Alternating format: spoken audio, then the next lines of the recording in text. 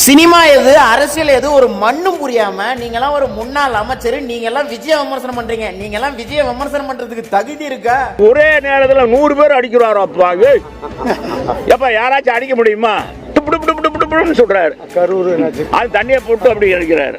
விஜய் அவர்களாவது சினிமாவில தான் 100 பேர் அடிச்சாரு. ஆனா நீங்க 2017 பண்ண சம்பவம் சினிமாவிட ஒரு படி மேல போயிடுச்சு. அதெல்லாம் சொன்னா நாடு சிரிச்சிரும், காரி துப்பிடுவாங்க. என்னன்னா மதுரையில வைகை அணையில நீர்மட்டம் படிப்படியா குறைஞ்சிட்டு இருக்கு, வெப்பம் அதிகமா இருக்கு, நீர் ஆவியாயிட்டு இருக்கு. அதை தடுக்கலாம்னு சொல்லிட்டு நம்ம வில்லேஜ் விஞ்ஞானி, அதுதான் நம்ம அமைச்சர் செல்லூர் ராஜ் என்ன தெரியுமா பண்ணாரு?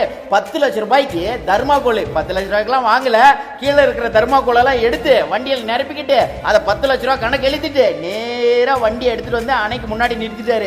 அணைக்கு முன்னாடி நிப்பாட்டிட்டு அந்த தர்மாகோல் எல்லாம் எடுத்துட்டு போய் அப்படியே அந்த தண்ணி மேல அப்படியே பரபரன்னு மேலாப்புல பரப்பி விட்டாரு. எது தர்மாகோலை எடுத்து வைகை அணையை மூடலான்னு போன ஒரே அறிவாளி யார் தெரியுமா? நம்ம செல்லூர் ராஜ் தான்.